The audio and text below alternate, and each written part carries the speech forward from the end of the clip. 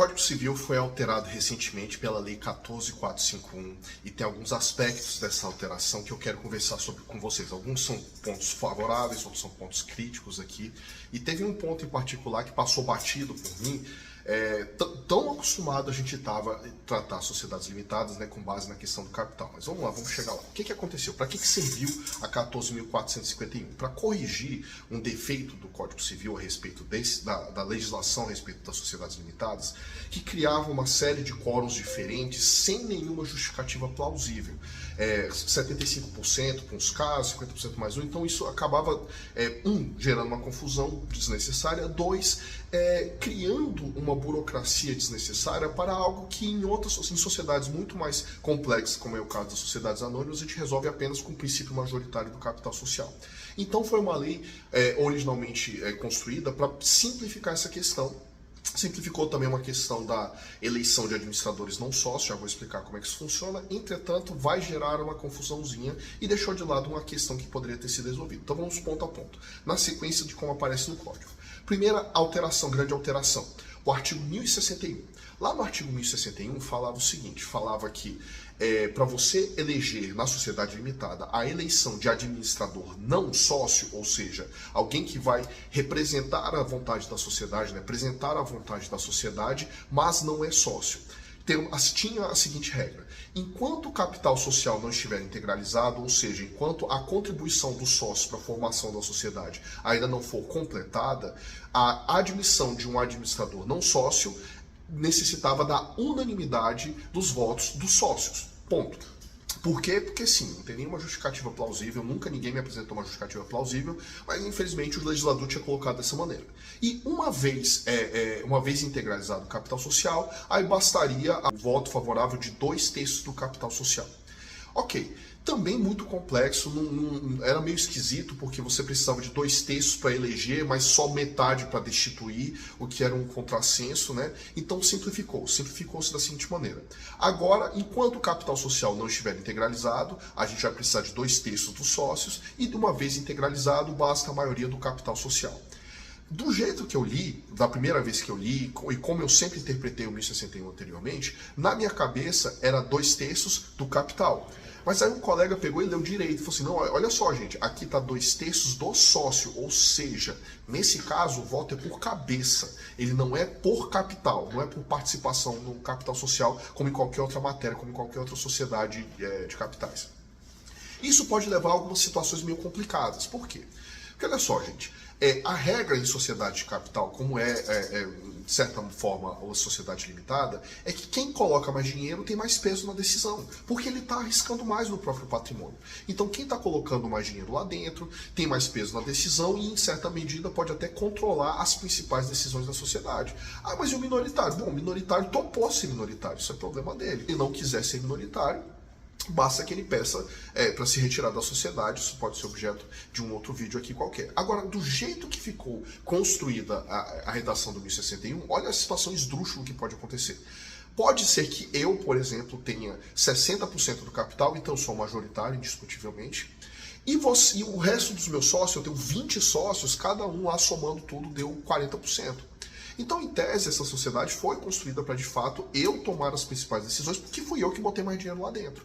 Só que, especificamente na questão da eleição do administrador não sócio, enquanto o capital social não estiver integralizado, é 2/3 por cabeça.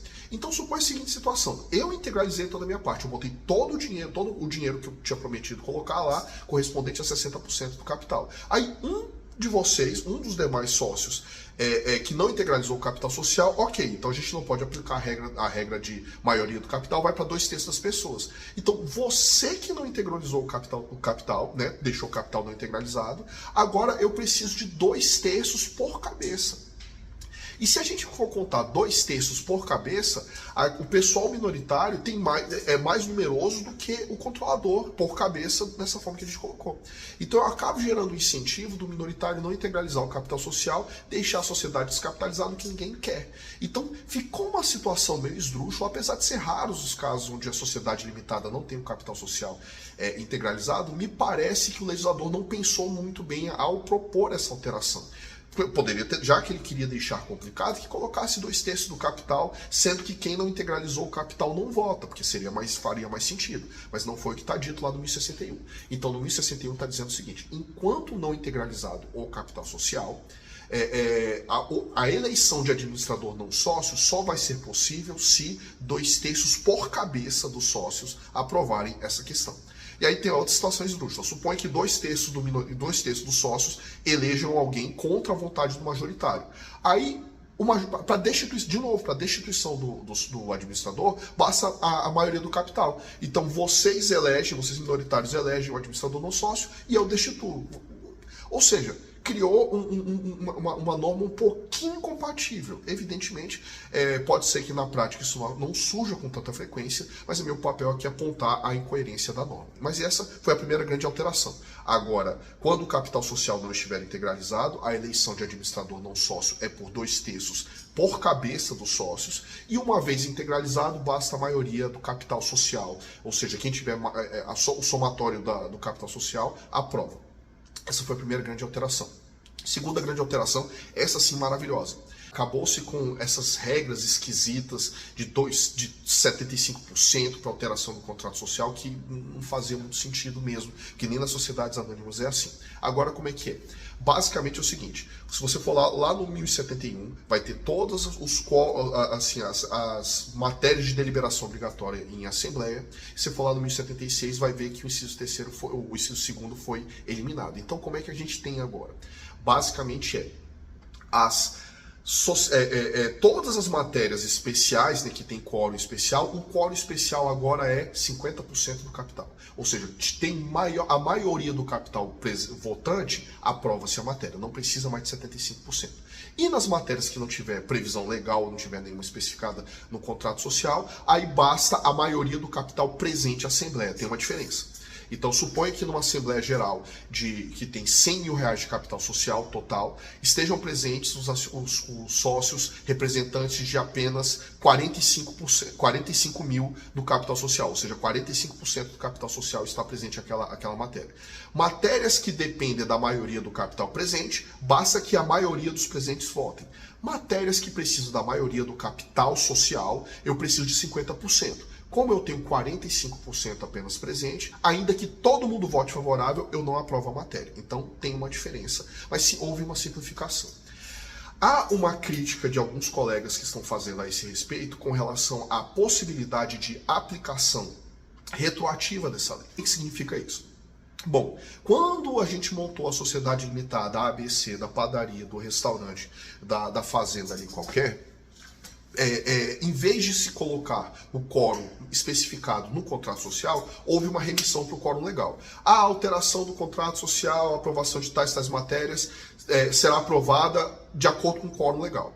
Só que o quórum legal mudou. Então o que alguns colegas estão falando é o seguinte: olha, imagina a seguinte situação, houve um acerto com as pessoas, vamos dizer assim, você vai ficar com 50%, mas aqui eu vou ficar com 25%, ele vai ficar com 25%. Por quê? Porque aí você não conseguiria alterar o contrato social sem a nossa participação. Aí vem a lei e altera, reduz de 75% para 50%, e eu que achava que tinha uma espécie de poder de veto, porque sem meu voto você não alteraria, agora você consegue alterar sozinho. Isso geraria uma insegurança. Então tem duas interpretações possíveis. Ou a lei não se aplica aos contratos sociais já criados antes da alteração, ou esses contratos que fazem remissão à lei vão fazer sempre, o quórum vai ser sempre o que a lei estabelecer. A lei antiga, a lei nova, a lei que estiver vigente.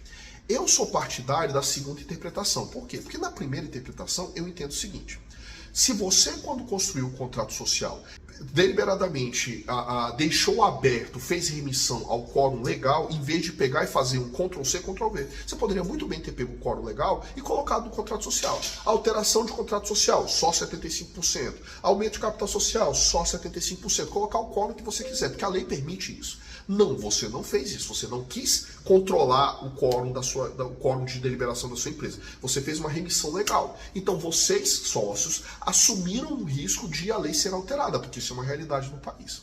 Então, eu não entendo que, porque o que a lei de introdução às normas brasileiras fala é que lei nova não pode retroagir para prejudicar ato jurídico perfeito, direito adquirido e coisa julgada. Direito adquirido não é porque ninguém tem direito adquirido a regime jurídico. Coisa julgada não faz sentido porque não teve processo judicial com sentença transitada e julgada.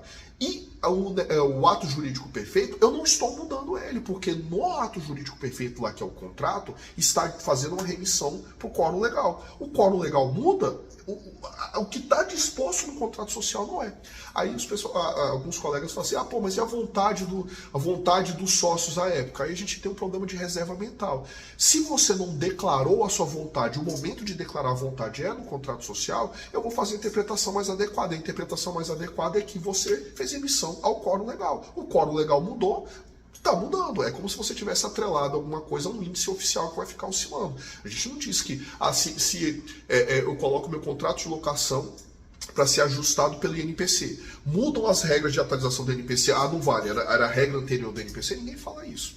Então, minha opinião isso é um falso problema. Os contratos sociais que foram construídos fazendo remissão ao quórum legal vão fazer remissão ao quórum legal vigente na época da deliberação. Ponto e acabou. Dá mais segurança jurídica para terceiros que não vão ter que...